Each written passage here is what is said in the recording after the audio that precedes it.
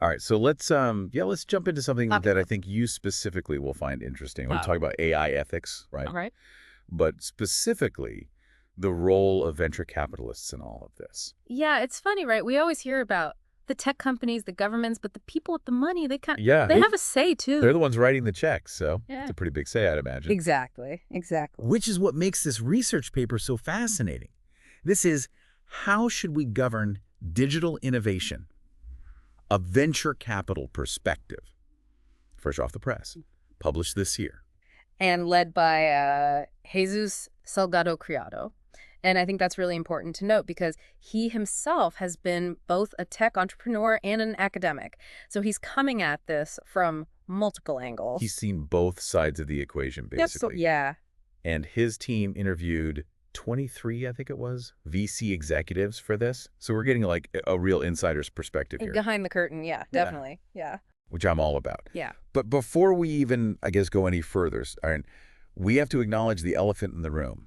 AI is everywhere. It is. It's on our phones. It's, filtering what we see online. Yeah. And we've all seen the headlines, the AI bias, the privacy issues, people worried about it being misused. Of course. Yeah. So with all of that on the table, Mm-hmm. where does that leave the people funding these technologies, the venture capitalists? It's that classic tension, isn't it? You've got these VCs, their whole reason for being is to back disruptive technology. Well, it's disrupt or die, right? Exactly. But then the question becomes, what happens when moving fast and breaking things bumps up against, Yeah, the need for ethics, for guardrails? right, because those two things don't always go hand in hand. Not always, no. And that's really what this paper digs into. And the first big takeaway, and this probably won't surprise you, is that venture capitalists, they largely see their role through a financial lens. Okay. They have a responsibility to their investors, the LPs, the limited partners, and that means, at the end of the day, prioritizing returns. Okay, so not exactly shocking that profit is a factor here, Right. but does that mean that they're just turning a blind eye to all these ethical concerns we're talking about? Not necessarily. I mean, a lot of them do get it, They understand that in the long run, responsible innovation, it's good for business. Right. And on top of that, you've got this rise of ESG, environmental, social governance criteria. Right, everyone's talking about ESG now. It's everywhere. And a lot of the limited partners, they're paying very close attention to these factors. So it indirectly influences the VCs, right? Because they need to secure those investments. So it's like, even if it's not the primary motivator for every VC out there, that pressure is there, at least indirectly. It's there, yeah. So how does this actually play out in the real world? Where do VCs see themselves having the most influence when it comes to, shaping how AI is developed ethically? So what's really interesting is that they see the biggest opportunity during those early stages. Screening the startups, doing the due diligence. That's when they really have the chance to set the tone, to bake in those ethical considerations from the get-go. So like it's part of the checklist now. Alongside, is this a good team? Is the technology sound? Now it's like, okay, what about the ethical implications of this? Yeah, exactly. And they even gave this example of a VR startup that actually went to their VC firm and was like, hey, what about the ethical implications if our technology is used for like adult content? What do we do about that? Wow, okay. See, that's not something that would have even crossed my mind, but it makes total sense. So they're having these conversations, which is, I guess, a step in the right direction. But what happens after the money's wired, right? Right. The deal is done, the startup is off and running. Mm-hmm. Do they still have any real control at that point? It's definitely less direct. They're not calling all the shots, but they can still use their position on the board, advocate for certain practices. Right. Maybe even write some of these ethical considerations into the initial contracts. So it becomes a bit more, I don't know, behind the scenes almost. Yeah, it's Okay, so even if a VC wants to be, the ethical champion here, do they even have the tools for the job? Like, we're talking about AI, this is complicated stuff. That's a really, really important question because the paper found that while, these VCs, they understand the big picture stuff, cybersecurity, data privacy, the basic. Which are already huge, by the way. Oh, absolutely. But then you get into the really thorny issues, right? Algorithmic bias, discriminatory use, and it's clear that a lot of them, they just don't have that deep technical expertise. And honestly, even the people building the algorithms are still trying to figure that out. It's not like there's a playbook for this stuff. Exactly. So how do you expect these VCs who are, managing multiple investments, they're looking for the next unicorn. Right, they're busy people. They're busy to also be like the ethics experts on top of it all. Right, so how do they bridge that gap then? Well, one of the things they pointed out, is that VCs, they rely a lot on external consultants, right, for due diligence to assess the technology. Right, to make sure it actually works, basically. Exactly. So the paper suggests, what if those consultants, as part of their assessment, they also looked at the ethical practices? Oh, I see what you're saying. So it's like adding another layer of scrutiny? Exactly. However, and this is big, the paper also acknowledges just how much pressure these VC firms are under. Oh, I can imagine. They're managing all these portfolios. They're always on the lookout for that next big opportunity. Time is precious. So if it's not directly impacting the bottom line. It's going to get deprioritized. And unfortunately, as important as ethics are, they don't always have that same urgency. Right. Which is understandable, I guess, from a purely business point of view. Yeah. But it does mean that we can't just rely on VCs to be the, ethical superheroes of the AI world. Exactly. The paper really drives that point home. It's a shared responsibility. Right. Everybody's got skin in the game here. Governments, researchers, consumers, all of us, we all play a role in shaping the future of ethical AI. We can't just outsource our ethics, basically. Exactly. So speaking of shared responsibility, I'm really curious to unpack the whole regulation side of this. Because you've got governments trying to figure out their approach. Yeah. You've got these ethical considerations that maybe aren't quite law yet. So how do VCs view that whole landscape?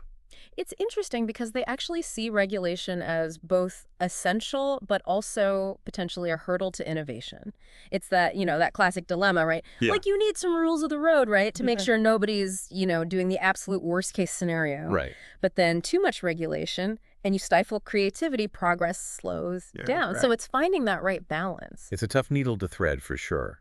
And I wonder, too, even if there isn't a specific law in the books yet, shouldn't those ethical principles still be guiding these decisions? See, and that's another thing this paper brought up that I thought was so interesting, this idea that sometimes regulation, it can almost overshadow ethics, because once you have a rule, then it becomes less about, is this right, and more about, okay, how do we comply? Right, checking the box. Exactly. Compliance becomes the goal, not necessarily doing the right thing, which, yeah, kind of backwards, isn't it? It's a little backwards, for sure. Although I'm guessing from the VC perspective, if they know what the rules are, it makes it easier to make decisions, right?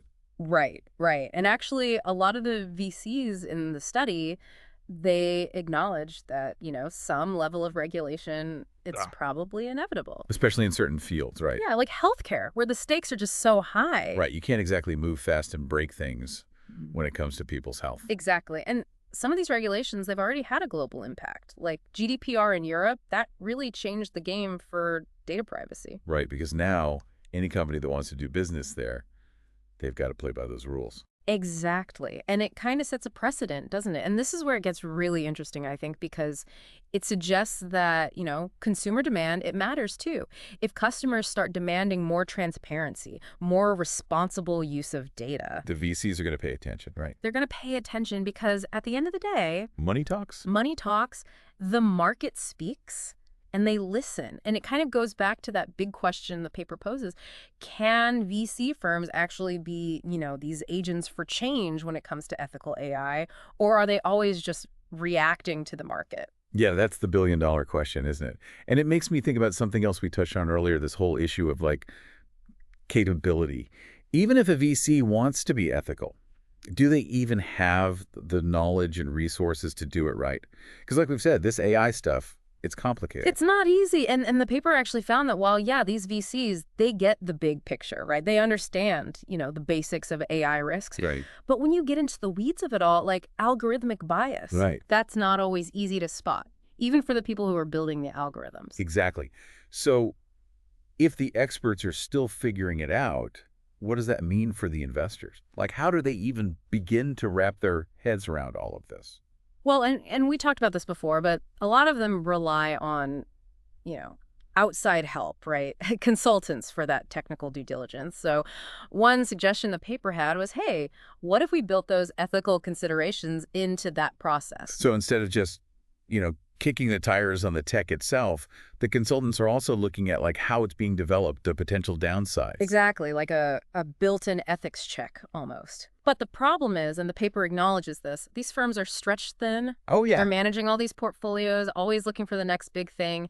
Time is a luxury they don't always have. Which means even if ethics are important, they might not be at the top of the to-do list. Not always, no. Especially if it's not seen as directly, impacting the bottom line. Right. Which again, from a business perspective, I can see how that happens. Yeah. But it brings us back to that idea, right? It can't just be on the VCs to figure all of this out. It's on all of us. It's governments, it's researchers, it's us, the people who are ultimately going to be using these technologies. Right. We can't just like outsource our ethical obligations and hope for the best. Exactly. And what I think is so fascinating about the VC perspective is that they're right there. Right in the thick of it. They're funding it, they're seeing the most cutting edge stuff, but they're also grappling with, the potential dark side.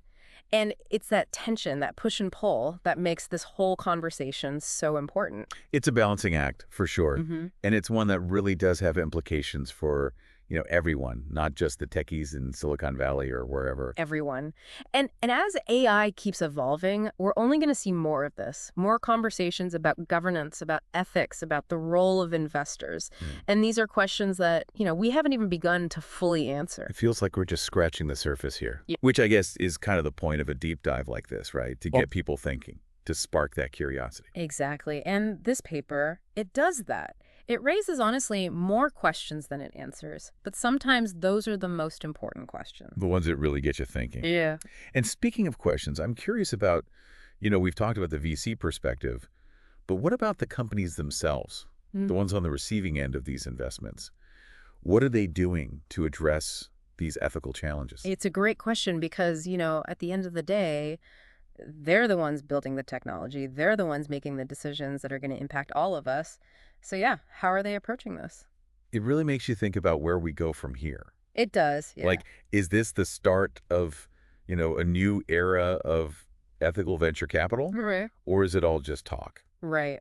Because they definitely have the resources. Right. They've got the money. They've got the connections. And increasingly, they're aware of the issues. But whether they actually use their influence, how they balance the financial side with the ethical side, I don't know. Yeah, that's the big unknown, isn't it? It is. And that's where I think it comes back to, not just the VCs, but all of us, right? Like, where do we fit into this whole equation as, just regular people using these technologies every day? I mean, we might have more power than we realize. Really? How so? We're the ones deciding which technologies we let into our lives, which companies we support. Right.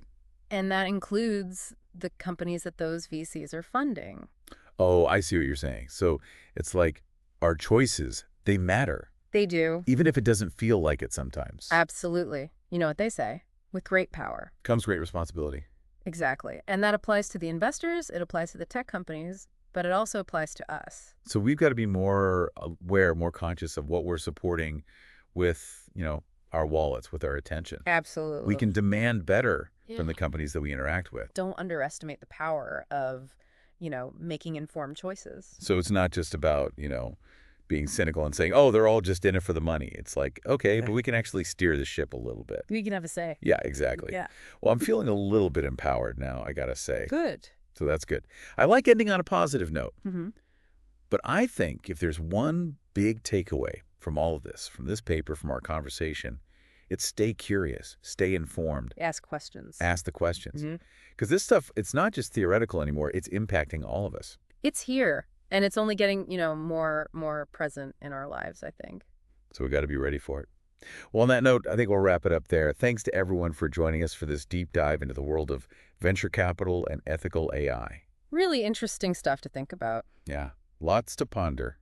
And who knows, maybe we'll revisit this topic again soon because I have a feeling this conversation is just getting started. Until then, keep asking those tough questions, and we'll see you next time.